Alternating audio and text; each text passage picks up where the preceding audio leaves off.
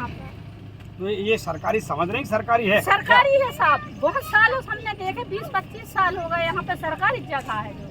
चलिए, लोगों का मानना है कि ये शासकीय भूमि है, क्योंकि नाले से लग के, आप भी सोचिए कि नाले से लग के कौन अपने घर का निर्माण करता है। लेकिन गरीब, मजबूर, लाचार जो पीड़ित वर्ग है, सदैव मीडिया इनके साथ खड़ा रहा है। आज ही मीडिया एक पीड़ित वर्ग के साथ खड़ा हुआ है और उनका उद्देश्य मात्र है ये, कहीं ना कहीं इनको न्याय मिले, इनकी जो भावना है उनको ठेस ना पहुँचाई जाए और उनसे उनकी जो वर्तमान उनका जो आसिया है उसको छीना ना जाए। जो भी परिस्थितियाँ हैं, बैठ कर समझौतावादी नीतिगत कुछ रास्ता निकाला जाए जिससे उनका भी आसिया बना रहे और यहाँ जो बिल्डर्स हैं, यहाँ के जो क्षेत्रीय जनप्रतिनिधि हैं, जिनका ये मानना है कि ये भूमि उनकी है, वो भी इस पर बैठकर विचार करें, मंथन करें, जिसमें इनके आसिया को बचा जाए।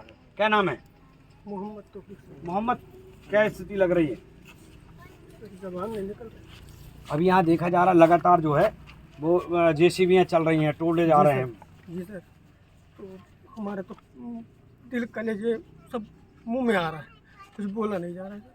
अच्छा, सरकारी ज़मीन है कह के सबने बोले, हम लोगों ने मकान बनाया 20 साल हो गए और ये सर तोड़ने का नंबर आया है, जबकि सियाराम कौरव का नोटिस है आज भी कि 2008 में दिया था उन्होंने, 3 पेशी किए थे, तहसीलदार साहब ने रहने की इजाज़त दिया था, तब से हम रह रहे हैं सर। तो हमने सोचा कि सरकारी ज़मीन है, कोई कुछ नहीं करेगा, मगर ये लोग तोड़ने पे आए कह रहे हैं। हमारे पट्टे का प्रयास क्यों नहीं किया आपने? सर 3 बार, एक बार कलेक्टर के यहाँ दिए, एक बार यहाँ दिया और यहाँ तो अभी पट्टे की कार्रवाई चल रही थी, वहाँ पट्टे की आवेदन तक नहीं लिए हम लोगों से अभी बाद में। और पहले आवेदन किए थे वहाँ जालम सिंह पटेल 26 जनवरी को आए थे, वहाँ का आवेदन स्वीकार किए, पट्टा बना नहीं बना, लोग कह रहे बना, कोई कहते हैं नहीं बना।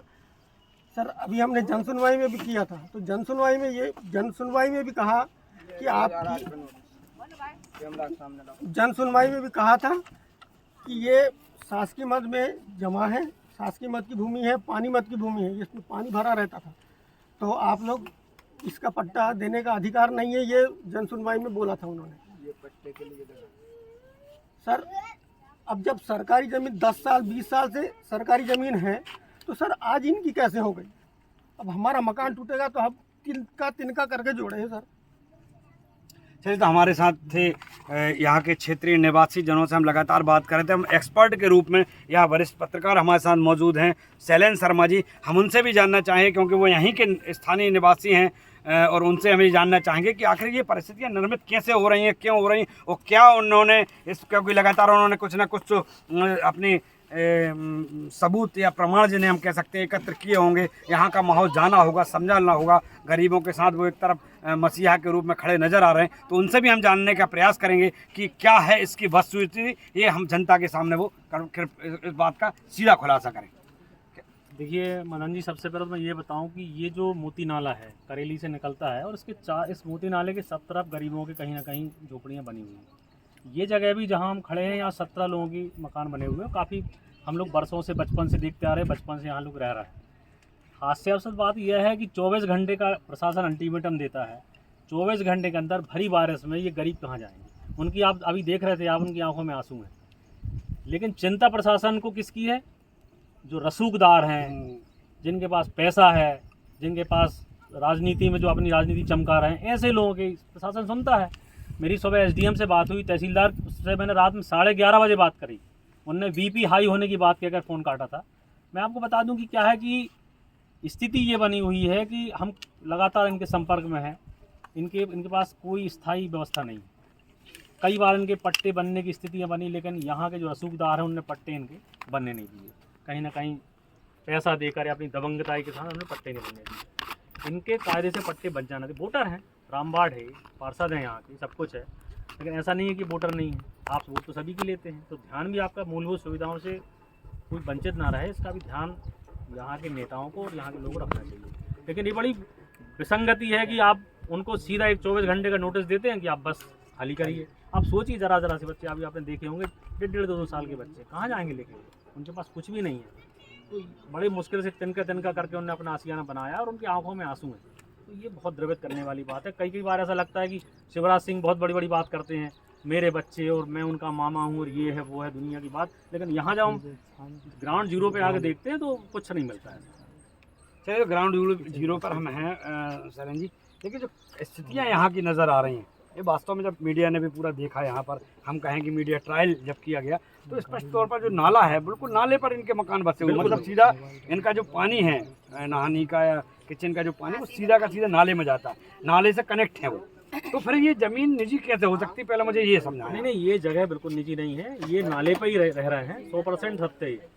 मेरी पटवारी से बात हुई, आप बताइए कि कोई नोटिस जारी होता है तो जो स्थानीय पटवारी होता है उसको सबसे पहले जानकारी होती है कि ये कोई नोटिस हमारी भूमि स्वामी के अर्जित यहाँ से निकल रहा है।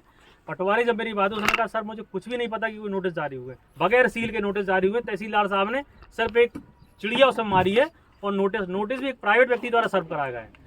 और इसमें जो नारायण नेमा है, जो अपने आप को यहाँ का माफिया बताता है, ये जगह बताता है कि जगह हमारी है, उसकी बिल्कुल जगह नहीं है। ये अभी आपने ऐसा सुना होगा कि नारायण नेमा ने इनको यहाँ बसाया था, भैया आप यहाँ रहो। जब आपकी जगह थी आप कैसे बसा सकते हैं?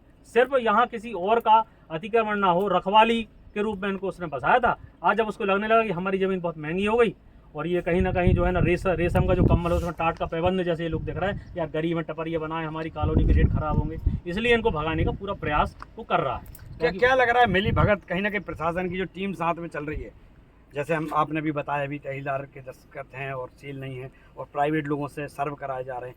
अच्छा, इन लोगों ने बताया कि हमने तो लिए ही नहीं नोटिस, जब नोटिस लिए ही नहीं है, प्राइवेट आदमी वितरित कर रहा है, दूसरा प्राइवेट जो फर्म है उसको खाली कराने का ठेका ले। इन परिस्थितियों में क्या समझ में आ रहा, क्या नजर आ रहा? आप सबसे पहले तो ये देखिए कि नोटिस कल 5 बजे आए, ठीक है, 24 घंटे कब होते हैं? शाम को 5 बजे, यानी सुबह 5 बजे तो नहीं हो जाते। प्रशासन की 5 बजे तैयारी हो गई इनको हटाने की 12 घंटे में, 24 घंटे का समय दिया, 12 घंटे में कमर रख सकते तैयार, भाई साहब अलग करिए। सोचिए आप, हास्यास्पद बात है, साफ नजर आता है कि बड़ी मोटी रकम एसडीएम से लेकर तहसीलदार सबके पास पहुंची है और उसी तरह से ये सब तैयारियां चल रही है, उसकी कोई बात नहीं, साफ दिख रहा है वो तो।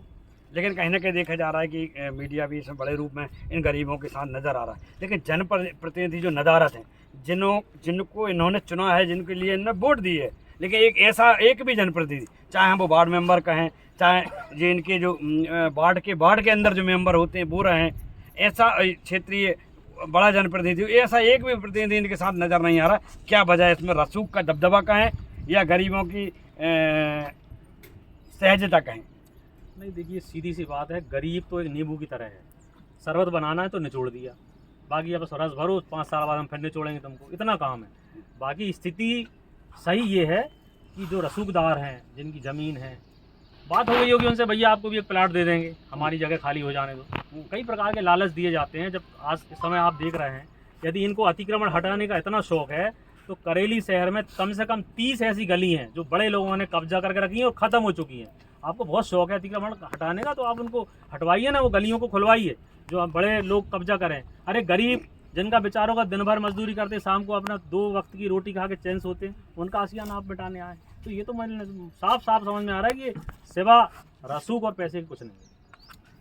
ये तो हमारे साथ है शैलेंद्र शर्मा जी, इन्होंने गरीबों का जो दर्द है वो उनके भी कहीं ना कहीं चेहरे पे झलकते नज़र आ रहा है कि गरीब यहाँ बहुत परेशान है, पीड़ित हैं, प्रताड़ित अपने आप को महसूस कर रहा है। जनप्रतिनिधियों का कोई सहयोग है नहीं है, सिर्फ चंद मीडिया यहाँ पर मौजूद है उनकी सुरक्षा के लिए और उनके इस मामले को लेकर कहीं ना कहीं तहसीलदार से लेकर कलेक्टर तक और ऊपर स्तर तक भी लगातार मीडिया की चर्चा इस मामले को लेकर चल रही है कि इनके जो आसियाँ हैं वो किसी भी रूप में तोड़े ना जाएं। समझौतावादी नीति के अंतर्गत उनसे बैठ के बात की जाए 17 परिवारों से, और 17 परिवारों की जो समस्या हैं उनको गंभीरता से सुना जाए और उनकी जो शासकीय यदि भूमि है तो उन्हें उस शासकीय भूमि पर निवासरत रहने दिया जाए और उन्हें पट्टों की भी कहीं ना कहीं उनकी व्यवस्था की जाए। लेकिन ये सुनने में आ रहा है रसूख के चलते हुए कहीं ना कहीं की लाइट कटवाई जा रही है, कहीं ना कहीं उन्होंने कहा हम ये बंद करा देंगे, पानी बंद करा देंगे, वहीं दूसरी ओर उनका रातों रात या दिन में सुबह जल्दी जेसीबी आएगी वो सब तोड़ डालेगी। तो ये क्या है? ये कहीं ना कहीं रसूख और प्रशासन की मिली भगत जो है वो यहाँ पर स्पष्ट नज़र आ रही, और इसका जो आने वाले वक्त में या अभी जो भी परिस्थितियाँ आगे निर्मित होती हैं तो इसका जो खामियाजा है इन गरीब परिवारों को भुगतना पड़ेगा। ग्राउंड जीरो रामबाड़ से मदन तिवारी, नरसिंहपुर।